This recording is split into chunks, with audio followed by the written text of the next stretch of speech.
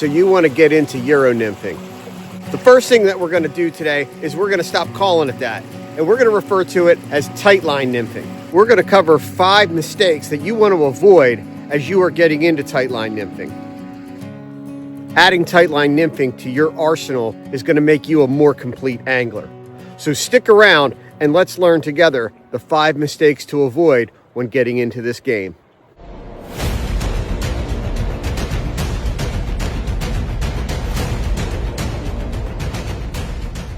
Hey, if you have questions or other thoughts on this topic, make sure you're dropping them in the comment section below. All right, so the first mistake that a lot of anglers make when they're trying to get into Euro nymphing or tightline nymphing is thinking that they have to go out and buy a specialized nymphing rod.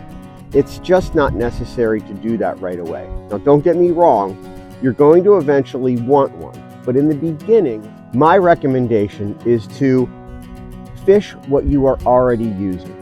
Today, I'm using one of the rods that I used before I started tightline nymphing.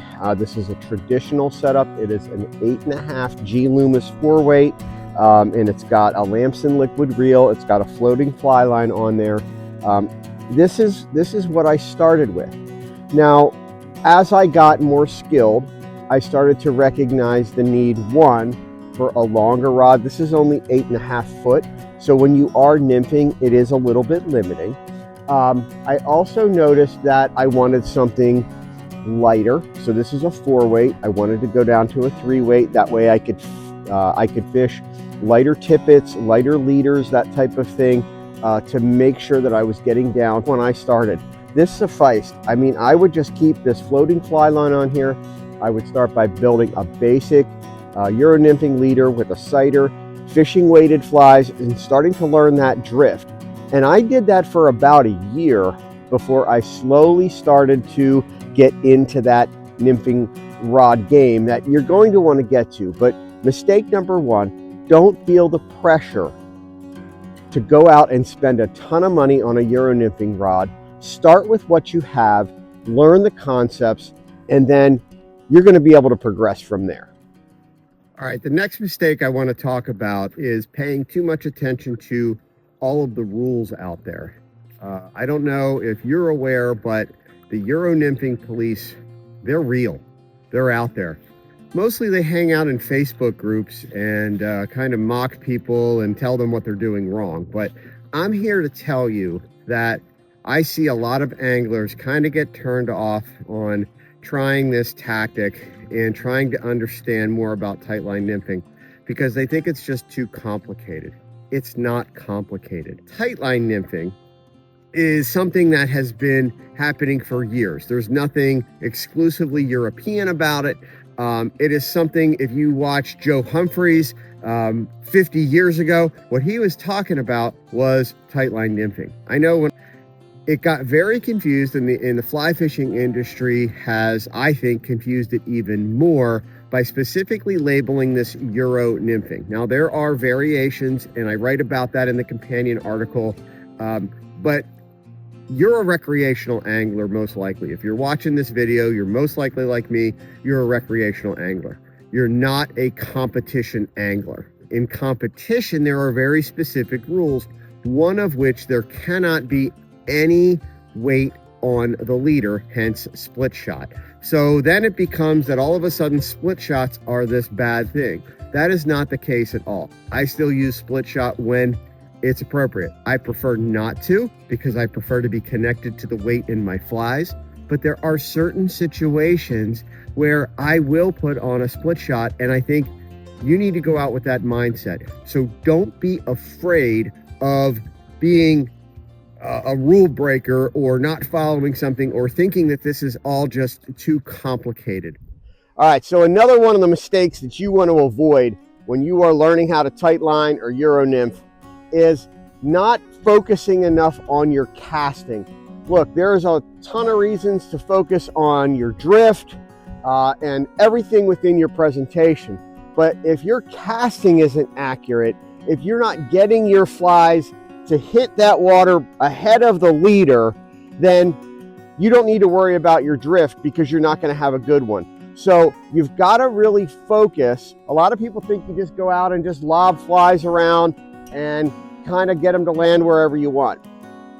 This game requires some precision casting. Now, it's not a long game, so it is a game of you've got to be able to put a fly into a current seam, ahead of a riffle, where you want it to be to get it to depth.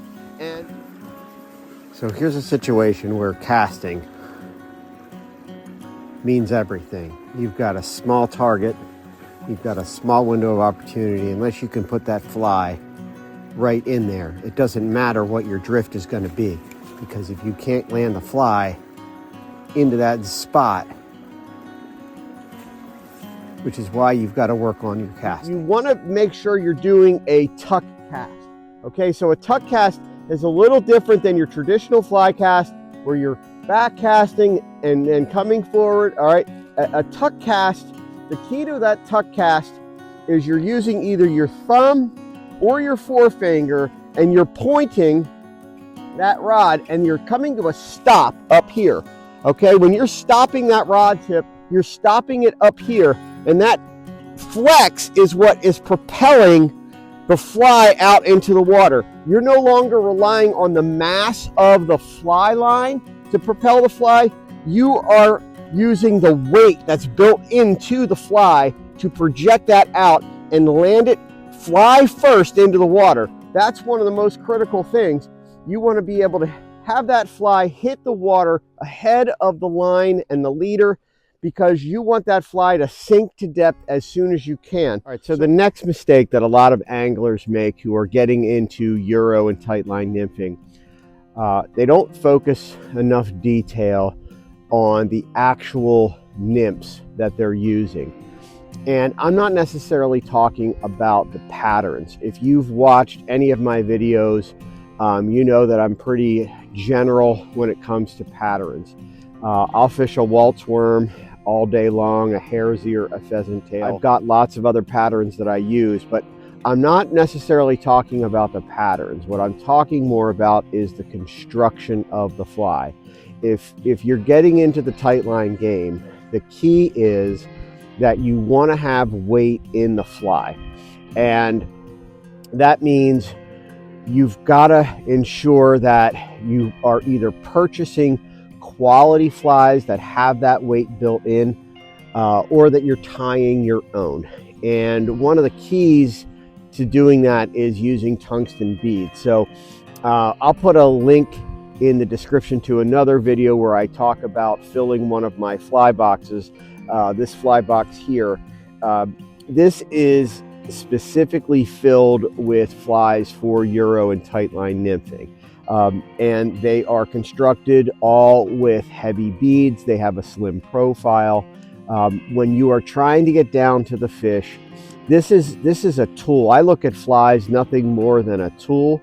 And some people will use split shots and other things like that, which is fine to do as well. There are times when I may need to use one of these flies and a split shot. So again, getting back to the other mistake about worrying too much about the rules, you don't want to do that either. But when you are getting into this, you want to start focusing on the flies. And in the beginning, you don't need to have a million patterns. You need to have 5 or 6 good patterns that you trust. But the key is that they're heavy enough and that you have them in multiple sizes. So as I explained in that video where I talked about filling this box, these are all my heavy flies up here. These are my 3.2 flies, 3.2 millimeter. They're heavy, they get down. I weigh these on a gram scale to ensure they're heavy enough. My middle flies are my 2.8 millimeter flies, and then my smaller flies are my 2.4 millimeter. So that is what I mean when I say don't just use the same old flies that you've used in the past. Chances are they could be made with brass beads if you buy a lot of them in the fly shop. Or if they're older flies. I know I received a bunch of flies from my uncle that were great, but a lot of them had brass beads, so they have a time and a place. But I generally trust the flies that I tie because I know how much they actually weigh and I know what they want to do. So getting into that mindset that the fly is a tool It's a tool to get down to depth. It's a tool to get the right drift. It's less about the imitative qualities of the nymph. It is more about the function of the nymph. So that is one of the mistakes that I want to address today and help you to avoid, is really focus on the detail on the construction of your flies. All right, so the final mistake that I want you to avoid as you're getting into Tightline and Euro Nymphing is having too high of expectations right away. Look, I can assure you that if you start to incorporate these techniques, if you start to learn the concepts of Tightline nymphing, you are going to eventually increase your fish total. I can tell you that from personal experience. I can tell you that from talking to other anglers.